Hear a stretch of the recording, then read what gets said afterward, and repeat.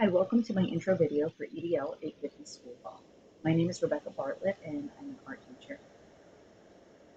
This is my 15th year as an educator. I began as an art and psychology teacher at the high school level, and I'm currently in an elementary and middle school located in Passaic, New Jersey, which is a city about 15 miles outside of New York City. Before I became a teacher, I was studying at Rutgers. I got my degree in fine arts, art history, and psychology. This is my family. They keep me very busy. My husband is also a school administrator. He's a principal of an elementary school. I have a 10-year-old daughter and an 8-year-old son.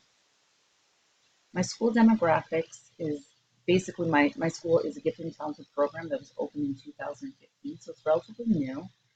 And the demographics further broken down, 93% of our students are Hispanic, and 95% are eligible for free lunch, and 15% count as special education students.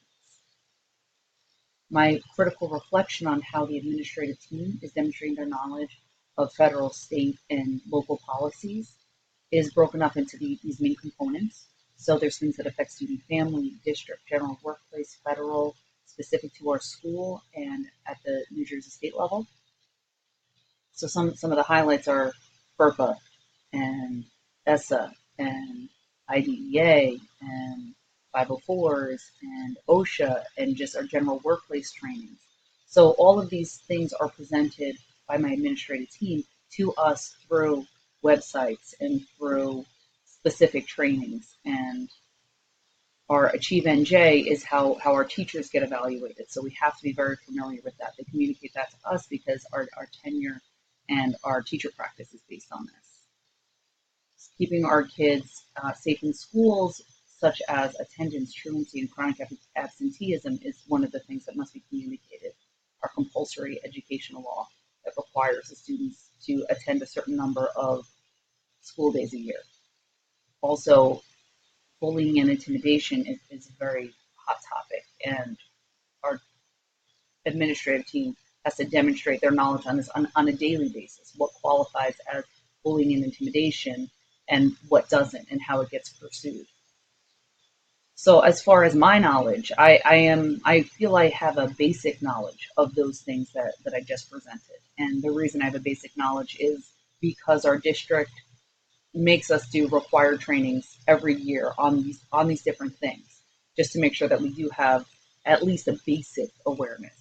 I'm hoping that with this class, I can delve a little deeper and not just have a basic awareness, but really have more of a fluency in using the federal laws and the state laws and our local policies. So the thing that I know for sure is that the change is constant. And when it comes to these different laws, a lot of them are reassessed and changed and reevaluated and updated every year. So I know for our district and our school handbook, they're living documents. So they change as needed.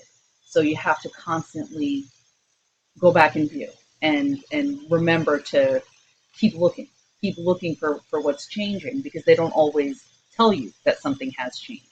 So that's kind of a challenge when it comes to state law and federal law and policy, is knowing when you need to refresh and relearn or learn something new entirely. What I plan to do to continue my education regarding school law is to continue to talk to people. So talk to my colleagues, talk to the administrators in my building, speak to my husband who has a administrative perspective. Professional learning through the NJPSA, which is our Principal and Supervisor Association in New Jersey. They offer trainings and workshops and professional development on their website.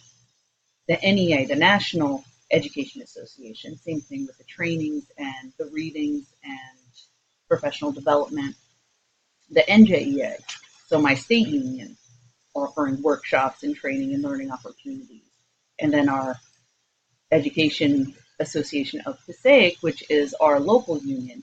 And again, they offer a lot of different workshops to help teachers get on top of these changes, especially at the state laws that impact us in our classrooms. And then our ongoing We Learn Passaic Public Schools training, where every year we're required to complete certain courses on continuing education. So some of them are just the general policies, some of them are the state policies, and some of them are the federal policies that they expect us to know so we can appropriately do our job. Thank you so much for watching my video. Public speaking is not one of my strong suits, so I appreciate it. I appreciate you watching, and I look forward to working with you this semester. Thank you so much.